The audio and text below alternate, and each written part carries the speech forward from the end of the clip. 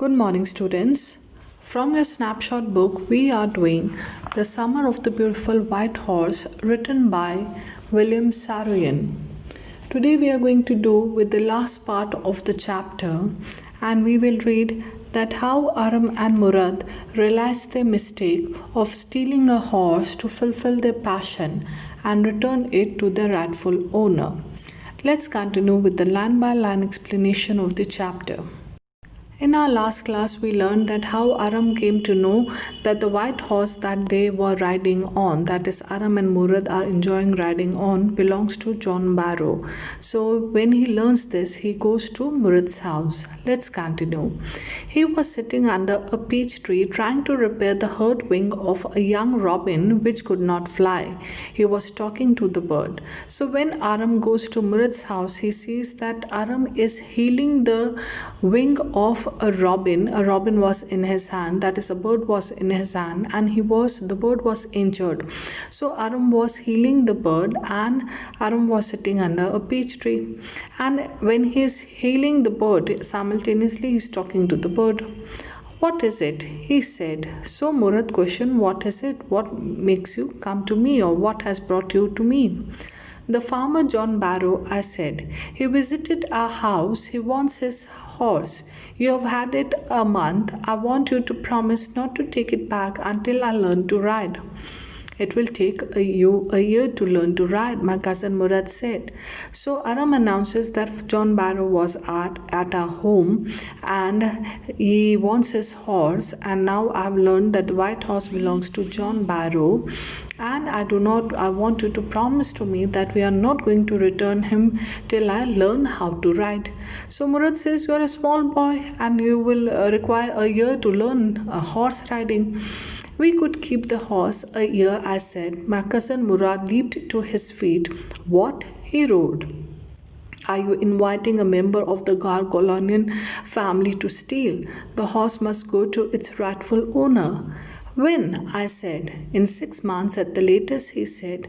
So, when Murad says that you are a small boy and you will take a year to learn to ride, so Aram offers that we will keep a horse for a year then.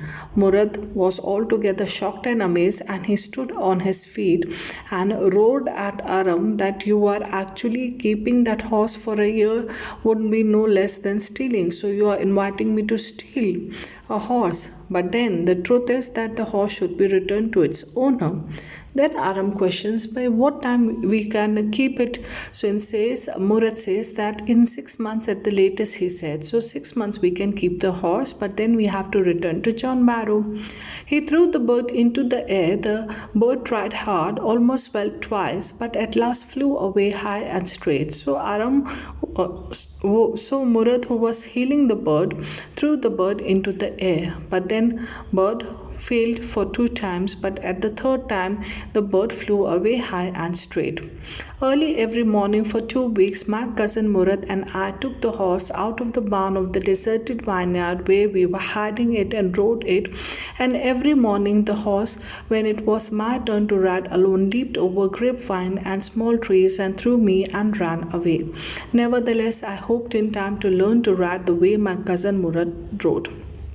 So both Aram and Murad, they are enjoying this early morning ride on this white horse for 2 weeks. They continuously did this. When it was Murad's chance to ride the horse, he rode the horse to the dry grass, to the irrigation ditch, and enjoy riding. But whenever it was chance for Aram, the horse did not cooperate, and every time Aram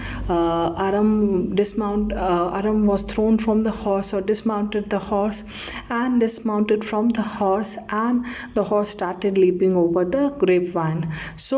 But Aram was hopeful that sooner or later he would definitely learn to ride. One morning on the way to Fitwahan deserted vineyard, we ran into the farmer John Barrow, who was on his way to town. Let me do the talking, my cousin Murad said. I have a way with farmers. Good morning, John Barrow, my cousin Murad said to the farmer. The farmer studied the horse eagerly.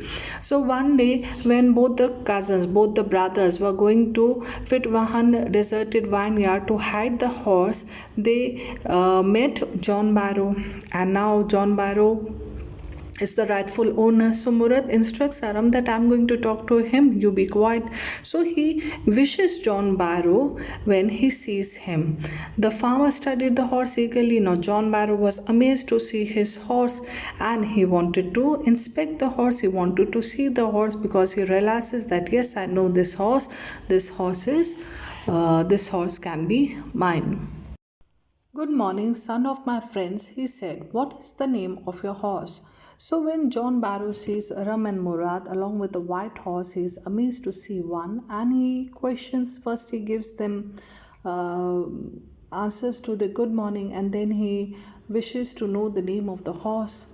My heart, my cousin Murad said in Armenian. So, Murad says that the name of the horse is My Heart. A lovely name, John Barrow said, for a lovely horse. I could swear it is the horse that was stolen from me many weeks ago. May I look into his mouth? So, John Barrow says that the horse name is very lovely, and in fact, the horse is also lovely. It's beautiful, it's magnificent. And then he says that I can swear that it is the same horse that was stolen from a month or many weeks ago from my place. So, if you don't mind, can I have a look at the horse? Can I look into his mouth? Of course, Murad said. So, Murad, rather than getting tensed or afraid, he is very confident and he says, yes, why not? Have a look.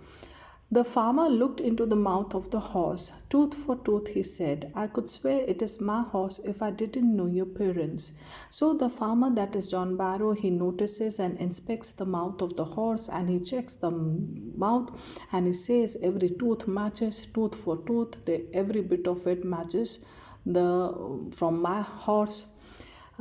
He says, I could swear it is my horse if I didn't know your parents. So he says, I can swear that this white horse is my horse, but then I know the reputation of your family, I know the reputation of your tribe, that your family, your tribe is known for their honesty, for truthfulness.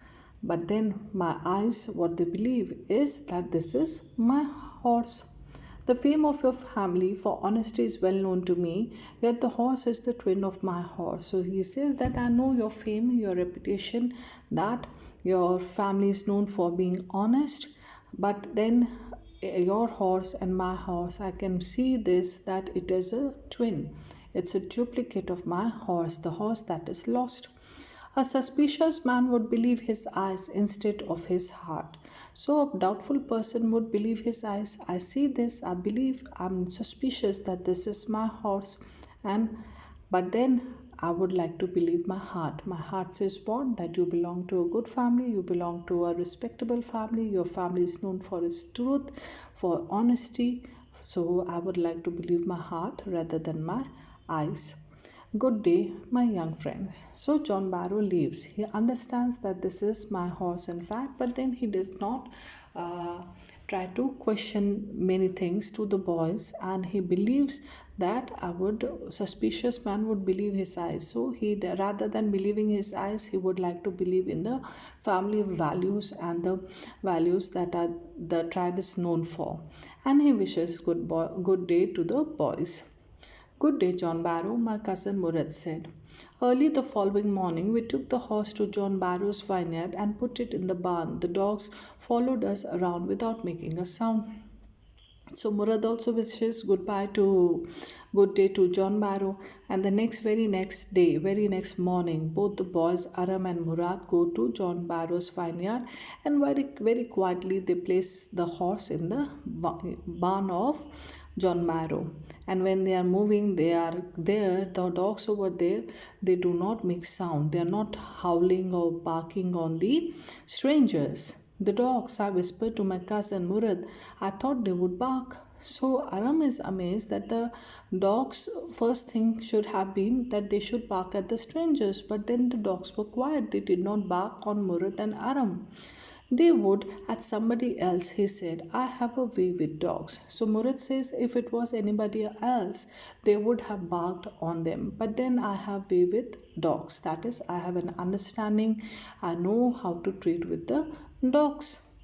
My cousin Murad put his arms around the horse, pressed his nose into the horse's nose, patted it, and then went away. So Murad is showing his love, his affection to the animal, to the horse, and he's placing his arms onto the horse. He's rubbing his nose on the nose of the horse, and it's patting the back of the horse, and then leaves the horse in John Barrow's barn and goes away from there.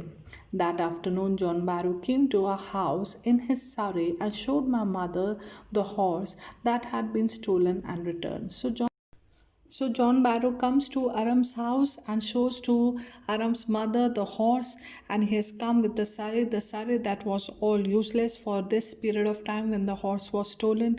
So he's very happy, very excited, and shows his horse that has returned. I do not know what to think, he said. The horse is stronger than ever, better tempered too. I thank God. So John Barrow says that I do not know what to think, but what I feel is the horse is much more stronger after the horse has been returned, and the horse is behaving in a well manner, and he thanks the God that the horse has been returned. My uncle Khusrov, who was in the parlor, became irritated and shouted, "Quiet, man, quiet. Your horse has been returned. Pay no attention to it." Now, Uncle Khusrov, who was in the sitting room, he was listening to all the stuff. He again gets irritated and shouts at John Barrow that pay no attention to it.